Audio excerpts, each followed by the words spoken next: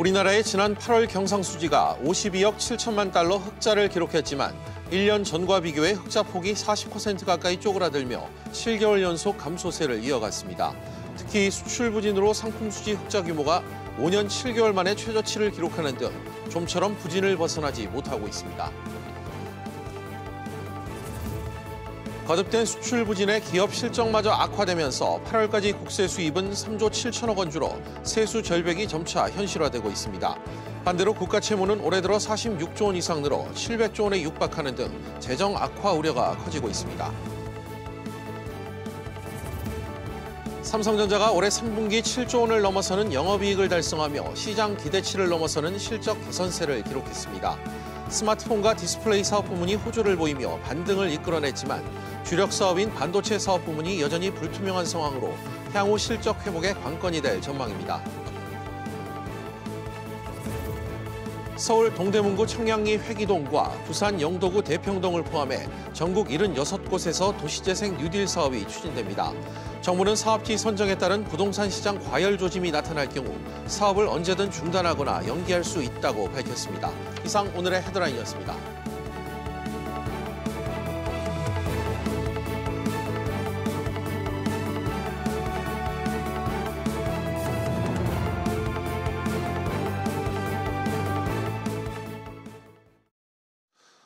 이주열 한국은행 총재가 오늘 국정감사에서 올해 경제 성장률 전망치 달성이 힘들 것이란 견해를 밝혔습니다. 또 금리 인하 가능성에 대해서는 완화적 통화 정책을 시사했습니다. 다만 최근 계속된 저물가로 커지고 있는 디플레 우려에 대해서는 아직 그런 상황은 아니라고 선을 그었습니다. 취재기자 연결해 자세한 상황 들어보겠습니다. 박규준 기자. 네, 박규준입니다. 네, 먼저 이 총재가 금리를 낮추겠다고 밝힌 건가요? 네, 이 총재가 명시적으로는 말하진 않았지만 금리 인하를 시사하는 입장을 내놨습니다. 이 총재는 다음 주 열리는 금융통화위원회 회의에서 이 금리를 내릴 것이냐는 의원들의 질의에 시장의 기대가 어떤 건지 알고 있다면서 지금은 경기 회복세 지원에 초점을 맞추겠다 이렇게 밝혔습니다. 또 올해 경제 성장률이 1%대로 내려가진 않겠지만 7월에 전망했던 2.2%를 달성하기는 쉽지 않다고 경기 전망 하향을 시사했습니다. 이런 경기 회복세에 방점을 두겠다는 총재의 발언에 일부 의원들은 금리 인하에 무게를 두는 것으로 알겠다고 말하기도 했습니다. 한국은행은 다음 주 16일 기준금리를 결정하는 회의를 개최합니다. 그렇군요. 디플레이션에 대한 우려도 제기됐죠. 이에 대해 이 총재는 뭐라고 언급했습니까? 네, 이 총재는 디플레이션에 빠진 것 아니냐는 의원들의 거듭된 질의에 이 디플레이션 가능성은 낮다고 잘라 말했습니다. 이 디플레이션이라는 게 장기간 이 마이너스 물가가 지속되는 건데 현 마이너스 물가는 이례적이고 계절적인 요인이 크다는 이유에서입니다. 특히 이주열 총재는 소비자 물가 상승률은 처음 한두 달은 0%대를 이어가다가 내년 초에는 1%대로 올라갈 것으로 전망했습니다. 박 기자, 금융감독원에 대한 국정감사도 지금 열리고 있죠. 쟁점이 뭡니까? 네, 지금 현재 국회 정무위원회가 금융감독원을 상대로 국정감사를 현재 진행하고 있습니다. 윤석헌 금감원장은 이 키코 분쟁 조정과 관련해서 이 분쟁조정위원회 상정을 이번 달 내에 마무리하겠다는 뜻을 밝혔습니다. 또한 금리연계 파생결합펀드 DLF 판매사인 하나은행이 최근 금융감독원 검사를 앞두고 관련 자료를 사전에 삭제했다는 의원들의 지적에 대해서 윤 원장은 엄중히 처리하겠다고 경고했습니다. 은행장 제재와 관련해선 금융사 수장도 포함해서 제재를 검토하겠다는 입장도 내놨습니다. SBS CNBC 박규준입니다. 지난 8월에도 수출이 큰 폭으로 감소하며 경상수지 흑자 폭이 40% 가까이 줄었습니다. 수출에서 수입을 뺀 상품 수지는 이 흑자 폭이 5년 7개월 만에 최소로 줄었는데 반도체 가격이 반토막난 영향을 고스란히 받았다고 합니다. 취재기자 연결해 역시 들어보겠습니다. 손석우 기자. 네, 손석우입니다. 네, 상품 수지가 큰 폭으로 줄었는데 이 수출 부진이 얼마나 심각했던 겁니까? 네, 지난 8월 수출액은 451억 5천만 달러로 전년 동월 대비 15.6% 줄었습니다. 이로써 수출은 지난해 12월부터 9개월째 하락세를 거듭하고 있는데요. 수출에서 수입을 뺀 상품 수지는 지난 8월에 47억 7천만 달러를 기록해서 5년 7개월 만에 최저치로 떨어졌습니다. 미중 무역 분쟁으로 글로벌 교육이 줄어든 데다 우리의 주력 수출 품목인 반도체의 업황 부진이 겹치면서 수출 부진에서 좀처럼 벗어나지 못하는 모양새입니다. 특히 반도체 가격 하락이 직격탄이 됐는데요. 메모리 반도체 D램 가격은 1년 전과 비교해 50% 이상 가격이 떨어지면서 상품 수지 흑자폭도 1년 사이 절반 넘게 줄었습니다. 8월 경상 수지는 이에 따라 52억 7천만 달러 흑자를 기록해 80억 달러가 넘었던 지난해 같은 달에 비하면 40% 가까이 감소했습니다. 서비스 수지는 이 여행 수요에 따라 좌지우지되는데 지난 8월에는 적자폭을 줄였다고요? 네, 8월 서비스 수지는 18억 달러 적자를 기록했습니다. 지난해 같은 달보다 적자폭을 2억 달러 가까이 줄였습니다. 서비스 수지 적자폭 감소는 5개월째 이어지고 있는데요. 중국인과 일본인을 중심으로 입국자 수 증가세가 지속됐고 반대로 출국자 수는 감소했는데 특히 일본으로 출국한 수가 전년 동월 대비 48% 감소하면서 여행 수지는 지난해 8월 15억 5천만 달러 적자에서 올해 8월에는 10억 7천만 달러 적자로 적자폭을 5억 달러 가까이 줄였습니다. 일본 경제 보복에 따른 일본 여행 수요가 급감한 영향을 받은 것으로 풀이됩니다. 이 밖에도 투자 소득이 26억 4천만 달러 흑자를 기록하며 큰 폭으로 늘었는데 특히 지난 8월에 20억 달러에 이르는 배당 소득을 기록했습니다. 국내 기업들이 해외 현지 법인으로부터 배당금 등을 회수한 영향으로 분석되는데 배당 소득이 큰 폭으로 늘어나는 것이 그나마 수출 감소폭을 상쇄하면서 경상수지 흑자를 떠받쳤습니다. SBS CNBC 손석우입니다. 올 들어 지난 8월까지 국세 수입이 3조 7천억 원 줄어든 것으로 나타났습니다. 지방 소비세율 인상으로 부가세 수입이 줄었고 근로자녀 장려금이 조기 지급된 영향이 컸는데 지출은 늘고 세수는 줄면서 재정적자 우려가 커지고 있습니다. 임종윤 기자가 보도합니다. 올 들어 지난 8월까지 총 국세 수입은 209조 5천억 원으로 1년 전보다 3조 7천억 원이 줄었습니다. 세목별로 지방 소비세율이 11%에서 15%로 오르면서 부가가치 세수가 2조 5천 원 줄어든 게 가장 컸고 지난 8월에 근로자녀 장려금 2조 원이 조기 지급되면서 소득세 수입도 1조 6천억 원이 감소했습니다. 여기에다 올 상반기 기업 실적 부진으로 법인세도 6천 원 정도 줄었습니다.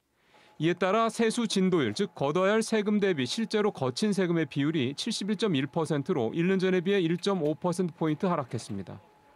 올 들어 8월까지 정부 총 수입에서 총 지출을 뺀 통합재정수지는 22조 3천억 원의 적자를 냈고 통합재정수지에서 사회보장성 기금을 뺀 관리재정수지는 49조 5천 원의 적자를 기록해 지난해 말에 비해서 적자 규모가 4배 가까이 늘었습니다. 이에 대해 정부는 경제활력 제고를 위해 추경 예산의 조기 집행 등 적극적인 재정 운용이 이유라고 설명했습니다. 대내적인 경제 요인이란 경제 활력 제고를 위해서 재정을 적극적으로 운영하다 보니 지출이 확대되고 이에 따라 수지가 좀 악화된 측면이 있다는 얘기를. 정부는 8월 말 기준 중앙정부의 채무는 697조 원으로 전달보다 5조 7천억 원이 늘었고 올해 예산 집행 실적은 8월 말까지 222조 원으로 집행률 77.4%, 전년 대비 1.4%포인트 초과 집행됐다고 설명했습니다. SBS MBC 임종윤입니다. 다음 소식입니다. 낙후된 지역 산업 기반을 회복시키고 경제 활력을 불어넣기 위한 도시재생 뉴딜 사업지 70여 곳이 오늘 선정됐습니다. 특히 올해부터는 바로 심의가 진행돼 사업 추진에 속도가 한층 붙을 것으로 전망되는데요. 자세한 내용 취재기자 연결해 알아보겠습니다. 강산 기자.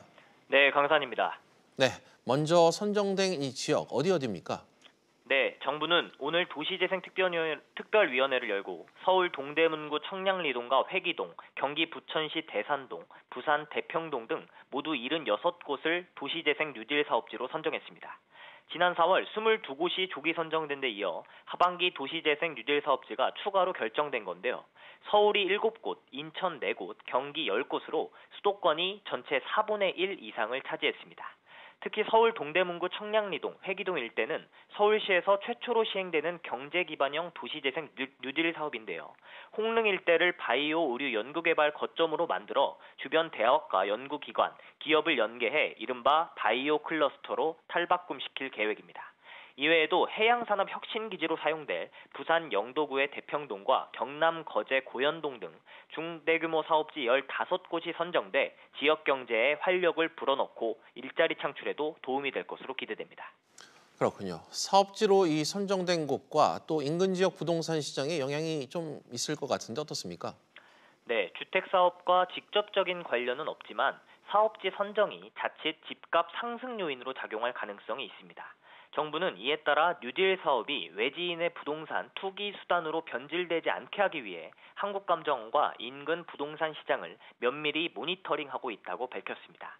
또 지자체가 부동산 시장 관리를 소홀히 하거나 시장 과열이 우려되는 경우 사업을 연기하거나 중단하겠다고 밝혔습니다. SBS CNBC 강산입니다. 대출 채권이 5년 동안 연체돼 소멸시효를 맞이해도 10년으로 자동 연장되는 관행이 앞으로 사라질 전망입니다. 또 180만 명으로 추산되는 연체 채무자는 금융회사를 상대로 채무 조정 협상을 할 수 있는 권한이 부여될 것으로 예상됩니다. 취재기자 연결해 자세한 내용 들어보겠습니다. 김성현 기자, 금융당국이 연체 채무자의 과도한 채무 부담을 막기로 했다고요? 네, 그렇습니다. 금융당국은 5년이 지난 대출채권 소멸시효 연장과 채권 출심 발행 등 개인 부실 채권 처리 과정에 대한 개선 방안을 추진하기로 했습니다. 우선 연체 이후 채무 부담이 과도하게 증가하는 것을 막기로 했는데요. 현재 민법상 채권 소멸시효는 5년이지만 법원의 지급 명령만 있으면 시효가 자동으로 10년으로 연장됩니다. 이런 관행으로 매년 약 260만 명이 단기 연체 채무자로 연간 최대 28만 명이 금융채무 보유 이행자로 등록되고 있는데요. 금융당국은 소멸시효가 연장되는 관행을 막기 위해 금융회사의 합리적인 추심 정도와 수준에 대한 기준을 마련하도록 유도할 방침입니다. 김 기자, 여기에 이 연체 채무자가 금융회사와 채무조정 협상도 할 수 있게 된다고요? 네, 금융당국은 연체 채무자가 금융회사에 채무조정 협상을 요청하는 경우 이에 응할 절차적 의무를 부과하기로 했습니다. 따라서 앞으로는 금융회사들이 채무자와 면담을 통해 채무 재조정을 유도하는 방안을 마련해야 합니다. 금융회사는 채무조정 협상 기간에 추심을 금지하는 등 협상에 성실하게 임해야 하는데요. 여기에 심사 결과를 일정 기간 내에 통보할 의무도 지게 됩니다. 채무조정 여부 정도 등은 채권자와 채무자가 개별 사정을 감안해서 자율적으로 협의 결정할 수 있도록 했습니다. SBS CNBC 김성현입니다. 서울 개인택시조합이 차량 호출 서비스 타다의 사업 확장 계획에 거세게 반발했습니다. 조합 측은 타다는 명백한 불법이라며 정부가 타다의 불법을 정리해달라고 촉구했습니다. 그러면서 오는 23일 여의도 국회 앞에서 10,000명 규모의 택시기사가 참여하는 대규모 집회를 열겠다고 밝혔습니다. 앞으로 노후 경유차는 환경개선 부담금을 납부해야 판매나 폐차 등을 할 수 있게 됩니다. 환경부는 자동차 소유권 이전이나 말소 등록 이전에 환경개선 부담금 납부 사실을 확인하도록 하는 내용의 시행령 개정안이 국무회의에서 의결됐다고 밝혔습니다. 환경개선 부담금은 환경오염을 줄이기 위해 징수하는 돈으로 지난 2017년 말 기준 노후 경유차 435만 대가 대상입니다. 홍남기 경제부총리 겸 기획재정부 장관이 가용 예산을 전액 집행한다는 각오로 특단의 노력을 기울여야 한다고 강조했습니다. 홍 부총리는 정부 서울청사에서 재정집행 점검 관계장관 회의를 주재하고 경기 하방 리스크에 대응한 재정의 적극적인 경기 보강 역할이 필요하다고 말했습니다. 올해 3분기까지 중앙재정집행률이 78.5%인 가운데 홍 부총리는 연말까지 97% 이상 집행될 수 있도록 노력해달라고 당부했습니다.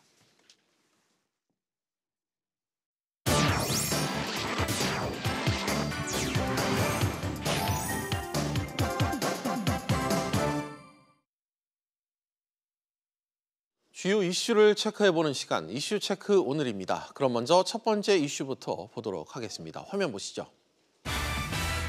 삼성전자 실적 반등 신호탄. 오늘 삼성전자가 올 3분기 잠정 실적을 발표했습니다. 예상보다 선전하면서 삼성전자 실적이 바닥을 찍은 게 아니냐 이런 관측이 지금 나오고 있다고 합니다. 산업부 서주영 기자와 이 내용 이야기 나눠보겠습니다. 서 기자, 일단 3분기 실적부터 전해주시죠. 네, 삼성전자는 올 3분기에 매출 62조 원, 영업이익 7조 7천억 원을 냈다고 밝혔습니다. 지난해 같은 기간보다 매출은 5.2%, 영업이익은 51.6%가 감소했지만 전분기보다는 매출은 10.4%, 영업이익은 16.6%가 증가했습니다. 1년 만에 매출 60조 원대로 복귀했습니다. 그렇군요. 시장의 예상치를 좀 웃돌았다고 하던데 배경이 뭡니까? 네, 일단 스마트폰 부분에서 갤럭시 노트 10의 판매가 호조를 보였고 디스플레이 부문에서도 소형 OLED가 늘면서 깜짝 실적을 거뒀습니다. 특히 주력인 메모리 반도체 사업도 당초 예상보다는 선전한 것으로 알려졌습니다. 네. 하반기 들어서 재고 물량 정리와 함께 국제 가격 급락세가 진정이 됐는데요. 일부에서는 내년 초부터는 반도체 가격이 다시 상승 기류를 탈 수 있을 것이다라는 관측도 나오고 있습니다. 다만 메모리 업황 부진이 완전히 끝나지 않은 데다가 미중 무역 전쟁 등 대내의 불확실성이 여전한 상황이어서 본격적인 회복세를 장담하기에는 이르다라는 우려도 계속되고 있습니다. 전문가들은 미중 무역 분쟁이 중국 화해에 대한 반작용으로 스마트폰 부분에는 긍정적인 영향을 미치고 있는 것으로 풀이를 했습니다. 하지만 반도체 부분에는 글로벌 수요 위축 등 부정적인 영향을 주고 있는 것으로 분석이 되고 있습니다. 네, 서 기자. 그런데 일본 이 수출 규제 영향은 좀 없었습니까? 네, 특히 이번 3분기에는 지난 7월부터 시행된 일본의 반도체 소재 수출 규제 파장이 어떻게 미칠지가 궁금증을 낳았는데요. 실적에 큰 영향을 받지는 않은 것으로 나타났습니다. 업계에서는 국산화와 다변화로 일본의 수출 규제 여파는 어느 정도 헤쳐나가고 있는 것으로 보고 있습니다. 그렇군요. 앞으로 이 삼성전자의 이 실적 회복을 위한 변수 어떤 게 좀 있을까요? 네, 역시 반도체 업황이 가장 큰 변수입니다. 예. D램 가격이 올 초에 비해서 반토막이 났지만 하락세가 진정되고 있는 것은 분명하다는 분석입니다. 다만 향후 상승 전환을 장담하기에는 아직 이릅니다. 이와 관련해서 김기난 삼성전자 부회장은 메모리 반도체 가격은 늘 변수가 많아서 지켜봐야 한다고 지적했습니다. 또 서버용 제품 수요가 회복되고 있는 것에 대해서는 시그널이 여러 가지가 있는 것 같다고 답변을 했습니다. 아무래도 낙폭이 줄기는 했지만 예측은 여전히 어렵다는 겁니다. 이미 일부에서는 낸드 플래시는 반등 신호를 보이고 있으며 반도체 실적도 회복 전야다라는 얘기가 나오고 있습니다. 전문가들은 연말이나 내년은 돼봐야 가격 전환 여부를 알 수 있을 것으로 내다보고 있습니다. 네, 서 기자 잘 들었습니다. 그럼 다음 이슈로 넘어가겠습니다. 두 번째 이슈입니다. 줄줄 새는 보조금. 고용장려금이나 유류세 보조금 같은 정부가 지원하는 각종 보조금을 온갖 불법과 편법을 동원해 부정수급하는 사례가 정부 합동조사에서 이번에 대거 적발됐습니다. 이 내용 역시 경제부 정인아 기자와 알아보도록 하겠습니다. 정 기자, 네. 정부 보조금 종류가 상당히 다양하지 않습니까? 이 부정수급하는 방식도 천차만별이라고요. 네, 이번 정부 합동조사에서 나타난 부정수급 사례는 다양했는데요. 먼저 보육비 부정수급 사례를 보면 어린이집에 실제로 등원하지 않은 원화를 허위로 등록하고 또 보육시간도 허위로 신고해서 기본 보육료 등을 1억 원가량 지원받은 경우가 있었습니다. 이 밖에도 화물차 소유주가 자신의 집에 등유를 넣고 화물차에 주유한 것처럼 허위로 결제해서 유가 보조금을 받은 사례도 적발됐습니다. 예, 상당히 많을 것 같은데 이 부정수급한 보조금 규모는 얼마나 됩니까? 네, 정부는 올해 1월부터 7월까지 적발한 보조금 부정수급 규모가 총 1,854억 원이라고 밝혔습니다. 이는 지난해와 비교했을 때 무려 67%나 급증한 규모입니다. 정부는 이 중 647억 원에 대해 환수 결정을 내렸습니다. 분야별 환수액을 보면 청년 내일체험공제와 같은 고용 분야 보조금이 368억 원으로 가장 많았고요. 다음으로 복지 분야가 148억 원, 그 다음으로는 산업과 농림수산 분야 순으로 부정수급 환수액이 많았습니다. 네, 지금 말씀을 들어보니까 고용 분야 보조금의 부정수급 사례가 상당히 좀 많은 것 같은데 이 실업자나 취업준비생을 대상으로 한 직업능력 개발 사업에서 부정수급한 사례가 대거 나왔다고요? 네, 그렇습니다. 정부 합동 부패 예방 감시단이 올해 2월부터 4월까지 직업능력 개발 사업 실태 점검을 했는데요. 94곳의 훈련기관을 점검한 결과 56곳에서 112건의 부정훈련 사례가 적발됐습니다. 부정훈련 사례를 보면 대리 출석을 하고 훈련비를 받거나 강사의 인센티브 서류를 조작해서 추가 훈련비를 받은 경우 등이 있었습니다. 정부는 이 중에서 불법 정도가 심한 11곳의 기관의 경우 경찰에 수사 의뢰를 했는데요. 이 11개 기관이 부당하게 수급한 훈련비는 1억 6,300만 원 상당인 것으로 나타났습니다. 네, 마치 눈먼 돈처럼 이 정부 돈을 타가는 이런 현실이 좀 확인된 것 같은데 대책이 좀 나온 게 있을까요? 네, 정부는 우선 보조금 부정수급 단속과 적발을 강화하는 방안을 내놨습니다. 관련법을 개정해서 현재 2억 원인 신고 포상금 상한을 폐지하고 보조금 부정수급 환수액의 30%를 신고자에게 지급하기로 했습니다.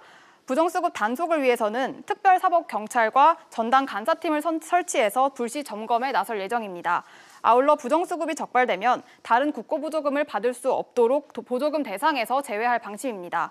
또 직업능력 개발 사업의 경우 인증받은 기관만 훈련비를 신청할 수 있도록 전산 시스템을 개편하는 등 단계별로 8개의 개선 방안을 마련하기도 했습니다. 네, 정 기자 잘 들었습니다. 네, 이제 마지막 이슈 확인해 보겠습니다. 세 번째 이슈입니다. 천차만별 발코니 확장 비용. 요즘은 새 아파트를 분양받으면 많은 세대가 이 발코니 확장을 합니다. 그런데 이 선택사항인 이 발코니 확장에 드는 비용이 천차만별이라고 하는데요. 합리적인 기준도 없고 주먹구구식으로 정해지는 경우가 많아 입주 예정자들에게 적지 않은 부담이 되고 있다고 합니다. 생활경제부 황인표 기자와 이 내용 짚어보도록 하겠습니다. 황 기자. 네.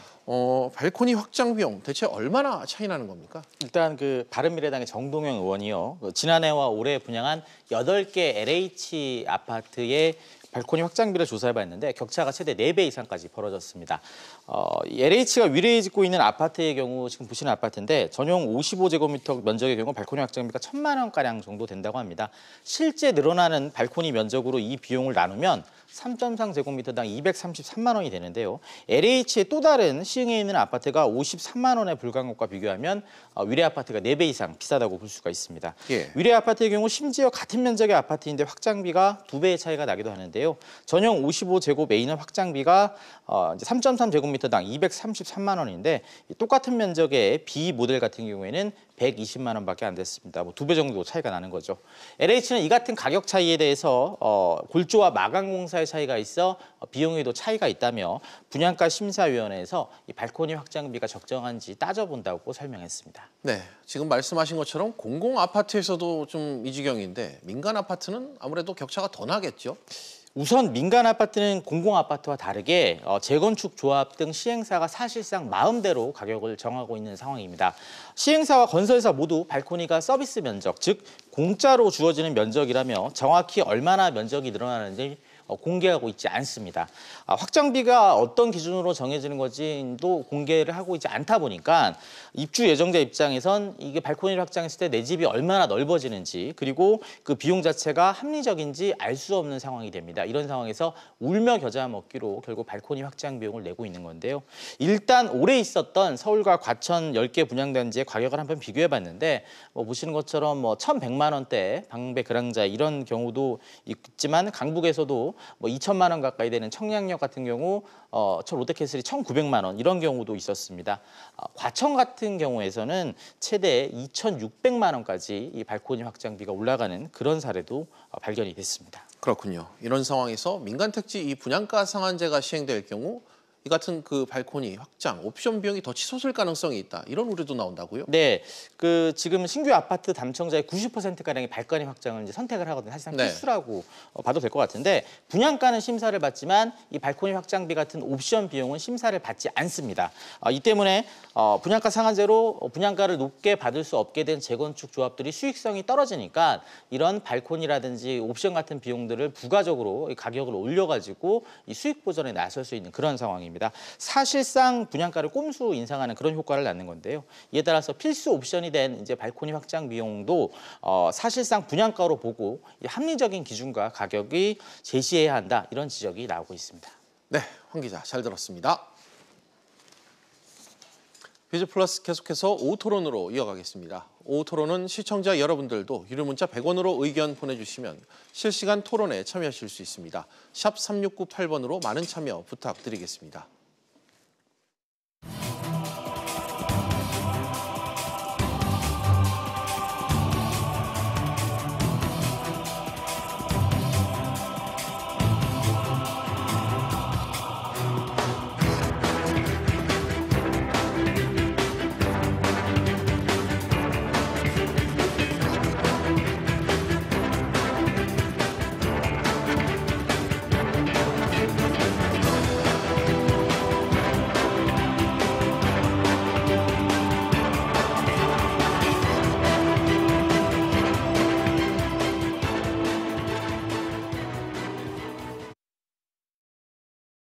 일본의 수출 규제가 본격화된 지 어느덧 100일이 지났습니다. 그간 한일 양국의 협의는 몇 차례 진행됐습니다만 아직 타협점을 찾지 못한 채 강대강의 기조가 유지되고 있습니다. 조만간 진행될 WTO 제소와 관련 한일 양자 협의가 꼬인 실타래를 풀 수 있는 기회가 될지 주목을 받고 있습니다. 오늘 오후 토론은 일본의 수출 규제가 남긴 것들, 현황 또 과제 중심으로 이야기 나눠보는 시간 갖겠습니다. 오늘도 두 분의 전문가 나오셨습니다. 광루성 동국대 국제통상학과 교수 그리고 오대원 경기대 글로벌 비즈니스학과 교수 나오셨습니다. 두 분 어서 오십시오. 네, 안녕하세요. 네, 사실 일본의 이 수출 규제 조치에 한일 경제 갈등이 극으로 치달았었죠. 급기야 양국의 정치적 시비로까지 이어졌었는데요.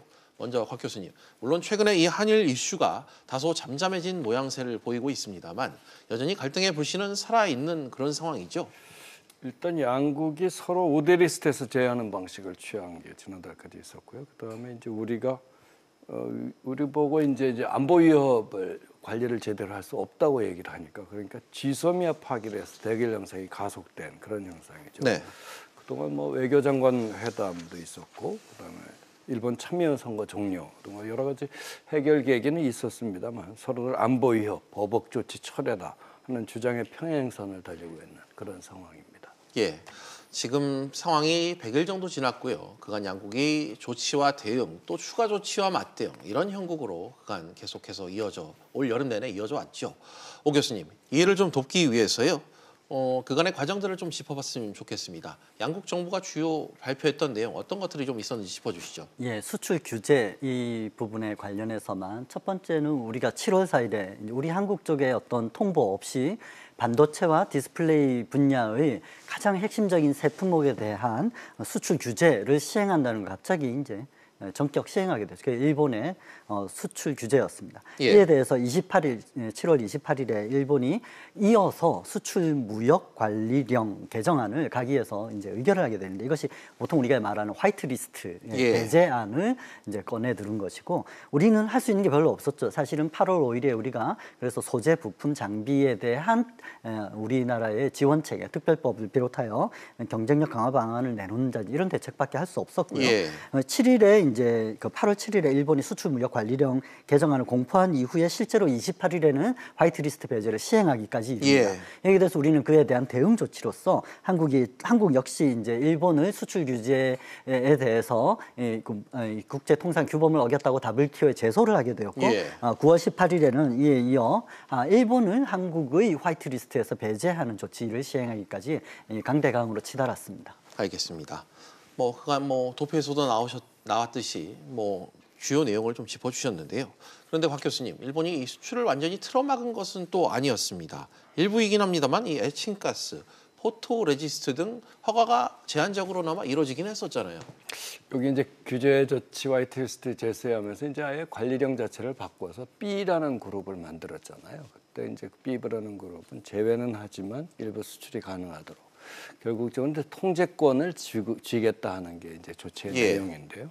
그 중에서도 일본 자체 내에서 어떤 내부 허락을 받은 기업에 대해서는 수출을 허용해주는 옛날 방식으로 이런 방식을 취하게 했는데 기본적으로 이제까지 7건의 수출 허가가 있었죠. 에칭가스라고 부르는 이제 플러스 소가 3건. 그 다음에 이제 포토레지스트 제일 우려했던 것도 3건이 있었고. 그 다음에 이제 플루오린 폴리이미드라고 디스플레이에 쓰는 게 이제 한 건에서 총 7건인데 내용을 보면 주로 가스 형태의 에칭 가스가 들어왔죠. 액화 쪽은 안 들어온 걸로 이렇게 돼 있어요. 그래서 이제 문제는 이렇게 수출 통제권을 일본 당국이 쥐고 있고 이것이 무기로 전환될 수 있을 경우에는 확대 해석할 수가 있기 때문에 불확실성 자체가 굉장히 커진 이런 사태라고 볼 수가 있겠습니다. 그동안 7건 허락 때문에 그동안 쥐고 있던 어떤 재고를 활용할 수 있어서 큰 생산의 차질은 없었던 걸로 이렇게 보고가 되고 있습니다. 알겠습니다.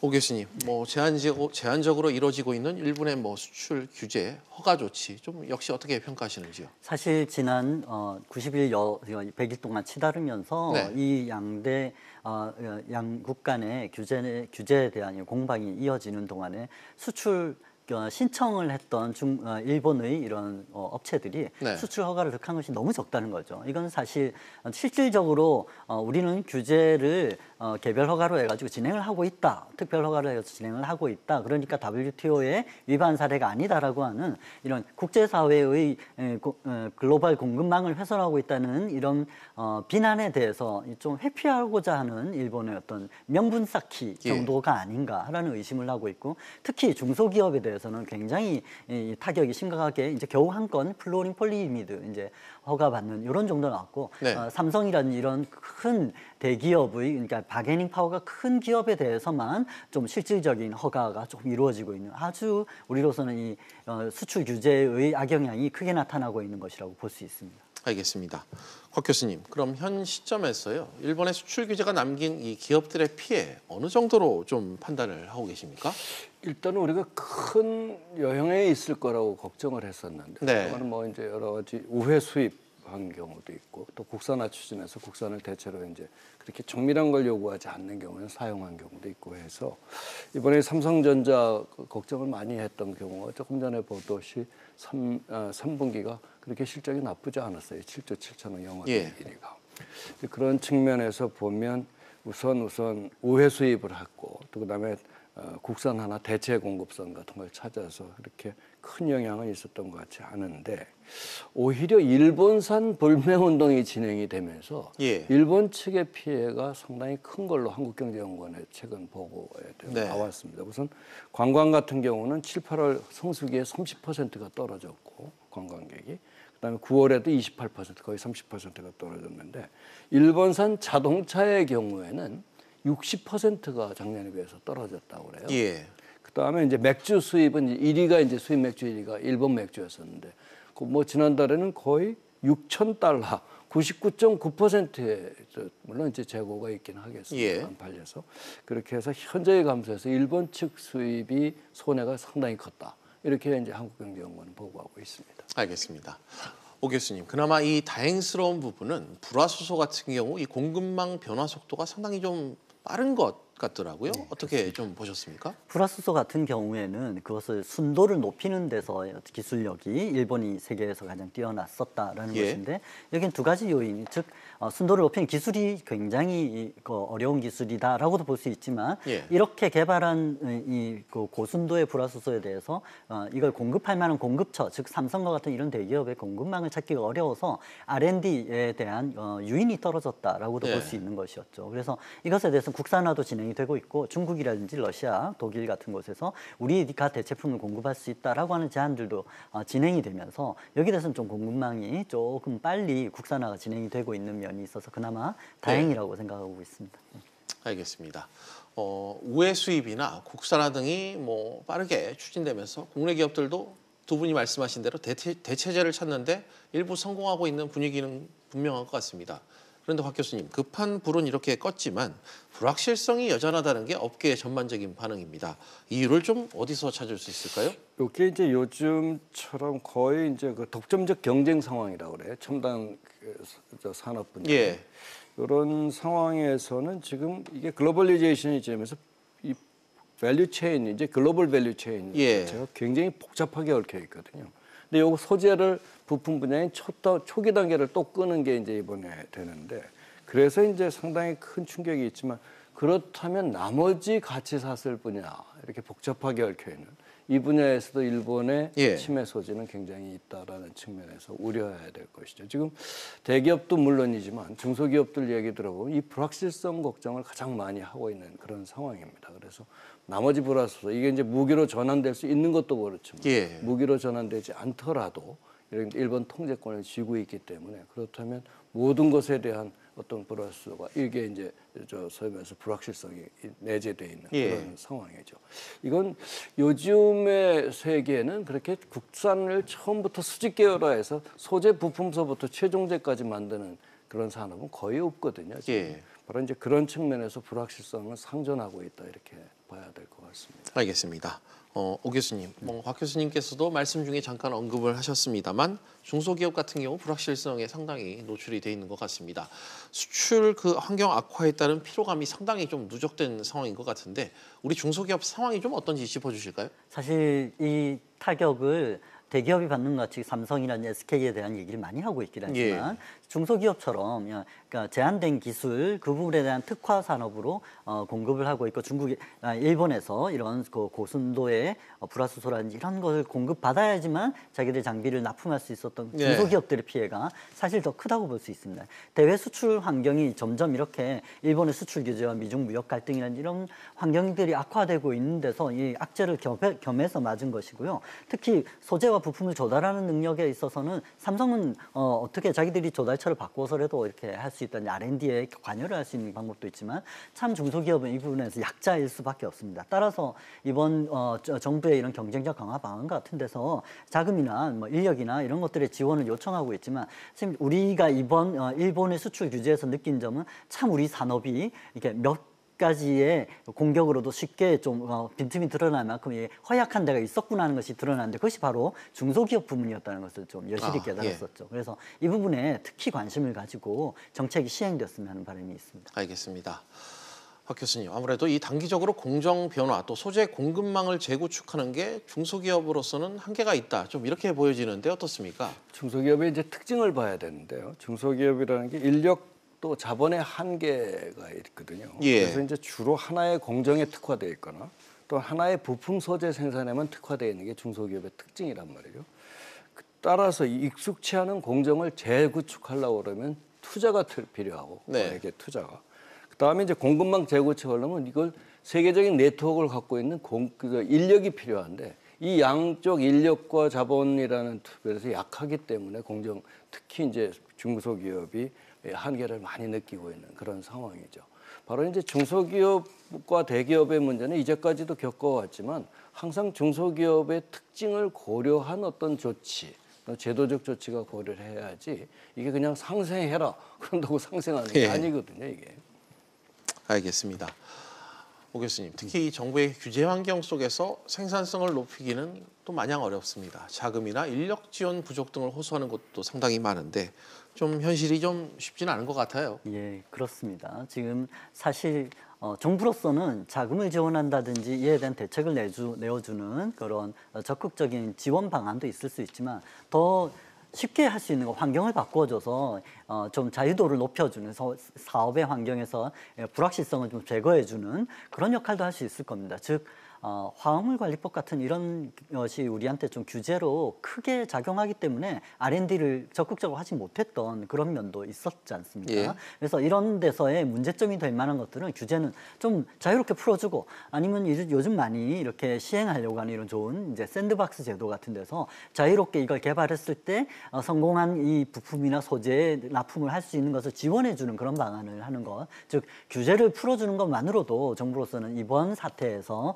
좀 자기 역할을 중소기업을 위해서 적극적으로 할 수 있는 것이 아닌가라고 생각하고 있습니다. 알겠습니다. 시청자 의견이 하나 도착했습니다. 끝번호 4542번님께서 짧은 문자를 하나 주셨는데 지금 이 상황에서 100일이 지난 이 시점에서 어느 나라가 좀 유리하게 흘러가고 있는지를 여쭙는데 한국과 일본 어느 나라입니까? 뭐 이거에 대해 좀 답변을 해주실 분이 있으실까요, 박 교수님?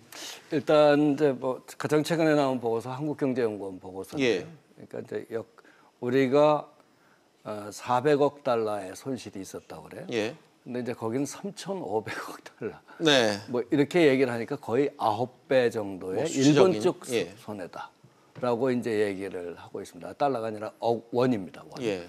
그런 측면에서 보면 일본이 설마 이 불매운동이 여기까지 가고 이렇게 지속되리라. 한국 사람들 뭐 옛날에 뭐 욕하고 그랬잖아요. 뭐 MB처럼 뭐 어떻게 그랬다고. 근데 이제 이렇게 오래 가리라고는 일본도 아마 예상을 못했을 것 같습니다. 알겠습니다.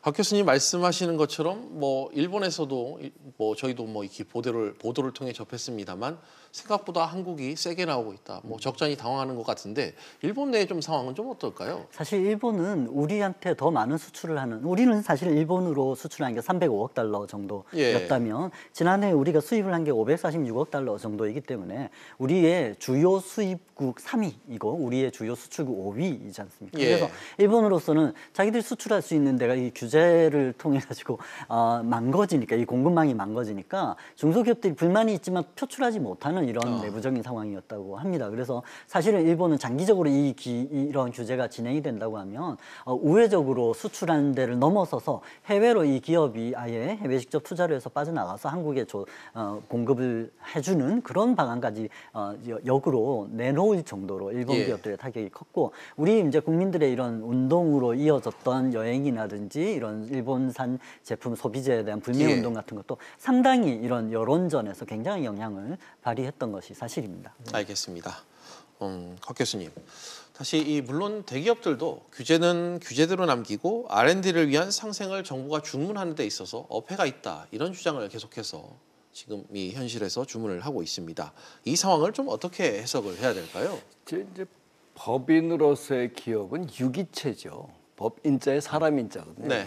법적인 이제 실체 뭐 이런 게 이제 기업인데, 따라서 유기체로서는 무엇이든 할 수 있어야 반응을 해요. 근데 이거 원칙적으로 금지시켜놓고 나머지 예외적으로만 허용한다 그러면 이거 유기체는 생존을 못하죠. 그래서 뭐 사회상규나 환경 등을 위한 예외적인 규제는 사회 전체를 위해서 필요하죠. 네. 근데 이제 일반적으로 막아놓고 활동해봐라, 반응해봐라, 그럼 묶어놓고 너 한번 대응해 볼래? 하는 거랑 똑같으니까 기업의 이 뜻들은 이런 유기체라는 사실을 모르고 있든지 아니면 의도적으로 그러는지 그런 측면이 한국에, 특히 우리나라에 있고요. 특히 국산화나 기술 개발 같은 R&D 활동은 가만 놔두면 소위 말해서 엑스터널리티라고 그래, 외부성 자체가 존재하기 때문에 기업이 스스로 안 해요. 왜 내가 개발한 걸 내가 다 찾지를 못하는데 뭐하러 내가 먼저 나서서 개발합니까? 이제 바로 그런 점에서 공공재적 특성은 정부가 공급하거나 지원을 해줘야 되는 특성이 있는 게 R&D거든요. 이제 그러려면 이런 실질적인 혜택을 주어주면서 활동을 하게 만들어야 이게 이제 대기업이 활동을 하면서 그 반응을 할 수가 있는데, 그런 측면에서 지금 실질적인 대책이 부족한 것이 아니냐, 그런 얘기를 할 수 있겠습니다. 알겠습니다. 곽 교수님 얘기에 좀 이어서 오 교수님께 좀 다시 여쭙고 싶은 게, 기업들이 원하는 부분과 정부가 지원하는 부분 간의 이 간극이 이 분야에서도 좀 벌어지는 것 같습니다. 아까 화학물질 규제, 뭐 화평법, 화관법, 이런 부분 기업들이 좀 많이 요구를 하고 있는데 정부 지원은 또 이와 간극이 있단 말이죠. 이 부분을 좀 어떻게 메워야 될지 한 말씀 부탁드립니다. 사실 이 간극을 메우는 거에서 제일 정부가 할 수 있는 확실한 방법은 우리 규제의 방식을 내가 허락해 주는 것만 하는 포지티브 리스트에서 내가 하지 말라는 거, 이건 절대 불법이야 라고 하는 거 외에는 뭐든 해도 좋아 하지 말라는 거 빼고 다 해라. 그런 네거티브 리스트, 이런 좀 자유도가 높은 방식의 규제로 획기적인 관료사회의 이런 정책 전환, 기조 전환이 필요하다고 생각합니다. 오히려 대기업은 얼마를 지원해 줘가지고 R&D를 뭐 좀 도와주겠다, 뭐 이렇게 하는 일회성의 단발성 이런 지원보다는 뭘 해도 이런 데서 규제해서 내가 이런 환경에서 불확실성을 제거하고 열심히 일을 할 수 있어라고 자유롭게 만들어주는 것이 시장의 경쟁력을 가장 키워주는 방법 중에 하나이지 않습니까? 그래서 대기업이 요구하는 것은 이런 규제 완화, 그리고 네거티브 리스트와 같은 좀 전향적인 이런 정부의 정책 전환, 이런 걸 바라고 있는 것으로 보입니다. 사실 화관법이라는 이런 건 굉장히 좀 너무 강력한 규제라고 하는 얘기가 있지 않습니까? 여기에 대해서 좀 다시 생각해 주는 게 필요할 것 같습니다. 알겠습니다. 시청자들 의견이 계속해서 들어오고 있습니다. 그동안 대기업들이 일본에서 소재를 편하게 공급받았던 게 원인이 된 것 같다. 이제라도 시간과 돈이 좀 들더라도 국내 생산에 힘쓸 수 있도록 노력해야 된다. 끝번호 7007번님께서는 중소기업들은 그야말로 죽을 맛입니다. 뭐 이런 의견도 주셨습니다. 계속해서 시청자 의견 보내주시기 바랍니다. 박 교수님, 꼭 일본의 수출 규제가 아니더라도 소재의 국산화 문제는 정부가 장기적인 관점에서 주도하고 이끌어 나아가야 할 아까 부분이라고 지적을 해주셨는데, 이 부분에 대해서 첨언을 좀 부탁드리겠습니다. 이게 소재 국산화를 한번 생각을 해보냐. 국산화 문제가 이제 두 가지 경우죠. 첫째는 국산화 투자를 해서 이것을 뽑을 만한 시장이 있느냐, 그러니까 수요처가 있느냐가 이제 첫 번째 고려 사항이고요. 두 번째는 기술 개발에 있어서 얼마나 시간과 투자액을 통해서 개발할 수 있느냐. 이 두 가지 문제거든요. 만약에 이 두 가지에서 다른 방법이 없는 경우에는 시장이 있었는 여부하고 상관없이, 만약에 두 번째의 경우 기술 개발에서 딴 방법이 없다 할 때는 국산화할 수밖에 없죠. 근데 이제 국산화할 때 시장도 없는데 그러면 국산화를 기업이 하겠느냐? 안 하죠. 그럼 어떻게 해야 되느냐? 보통 이제 자동차 산업에서 우리가 성공한 사례가 있는데 수직 계열화 방법입니다. 그러니까 삼성이나 SK가 그 소재 부품 그거를 자체 개발을 해서 이 수직 계열화하는 방법이 바로 시장에 자동적으로 보장이 되니까 그런 방법이 이제 있을 수가 있겠습니다. 그래서 국산화는 그렇게 장기적으로 추진을 하되 시장도 없는데 정부가 무조건 뭐 국산화해라 그런다고 해서 그럼 정부가 대신 팔아줄 겁니까? 뭐 이런 문제가 사실 생기죠. 시장이 원치 않는 기술까지 개발할 필요는 없죠. 항상 어떤 국산화나 생산 문제는 시장 반응 또는 수요에 반응해서 해야 그게 이제 사업성이 있고 지속 가능성이 있거든요. 알겠습니다. 그런 측면. 끝으로 조만간 일본 수출 규제 조치와 관련해 WTO에 우리나라가 공식 제소를 하면서 한일 간 양자 협의가 진행될 것 같습니다. 이 부분과 관련해 좀 마지막으로 한 말씀씩 질문을 좀 드리겠습니다. 오 교수님, 일단 전망이 좀 어떻습니까? 한일 양국 간의 타협점을 좀 마련할 수 있을까요? 이건 양국 간의 대화를 시작하게 하는 어떤 그런 명분이 된다는 점에서 긍정적으로 보이지만 수출 규제를 WTO 제소를 통해서 푼다는 것은 제일 좀 하책으로 생각이 되기 때문에 왜냐하면 이 WTO 제소에서 승소를 하기까지는 WTO에 제소한 이 건 수출 규제에 대해서 한국의 피해 사실이 아주 명확하게 드러나고 그 피해가 드러난 것을 가지고 이제 판결을 내리는 데는 2, 3년이 걸리는 일 아닙니까? 양국이 다 좋을 것이 없기 때문에 어떤 타협점 마련하기 위한 조치가 시행될 수 있다. 그래서 양국이 타협점을 찾기 시작했다는 점, 특히 뭐 이번에 일왕 방문을 하는 뭐 총리라든지 이런 건에서 정치적인 타협점 마련하기 위한 시도들이 이제 시작되는 점에서는 좀 기대를 걸고 있습니다만 장기적으로는 일본의 수출 규제가 이런 한국과의 기술 경쟁이라든지 동아시아 패권이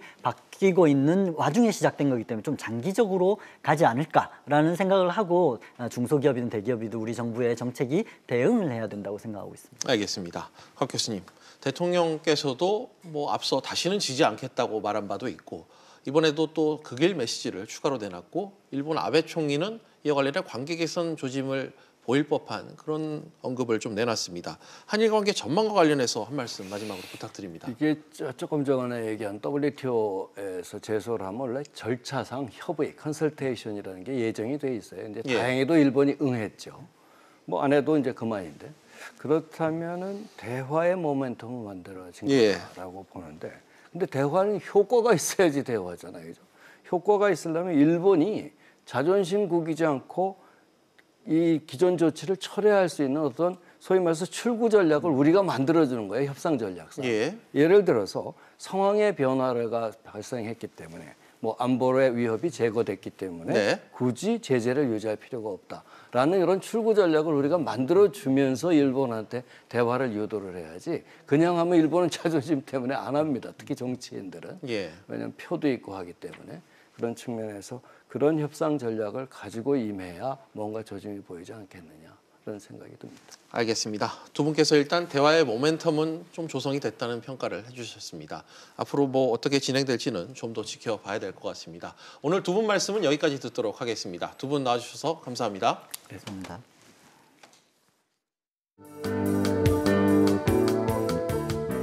안녕하세요. K웨더 라이프스타일 예보 오주호입니다. 이제 피부에 닿는 공기 온도가 많이 달라진 걸 느끼셨을 겁니다. 오늘 서울 최저 기온은 12.5도로 올가을 들어 가장 쌀쌀한 아침을 맞이했는데요. 내일은 오늘보다 기온이 더 떨어지겠습니다. 내일 서울의 아침 기온은 8도로 오늘보다 4도가량 낮겠고요. 낮 기온은 오늘과 비슷하겠습니다. 조금은 쌀쌀한 가을바람이 불면서 전국의 대기순환은 매우 원활한 상태입니다. 이제 정말 여름이 지났음을 느낄 수 있는데요. 오늘에 이어서 내일도 전국의 공기질은 좋은 단계를 보이겠습니다. 중부지방의 경우 일교차가 매우 크게 나겠습니다. 서울은 12도, 춘천의 경우 16도까지 벌어지겠습니다. 동해안도 아침 기온이 속초와 강릉 7도까지 떨어지며 춥겠습니다. 남부지방의 하늘 역시 맑은 날씨가 이어지겠고 아침 저녁으로 공기는 쌀쌀하겠습니다. 내일이 지나면 서울의 아침 기온이 10도 이상으로 다시 오를 것으로 보이고요. 제19호 태풍 하기비스는 이번 주 후반 일본 오키나와 해상으로 올라와 도쿄 내륙을 관통할 것으로 예상됩니다. 따라서 이 태풍의 간접적인 영향으로 다가오는 주말쯤에는 동해안과 해상을 중심으로 강한 바람이 불 것으로 전망됩니다. 날씨였습니다. 피지플러스 오늘은 여기까지입니다. 다음 뉴스는 7시 뉴스프리즘으로 이어집니다.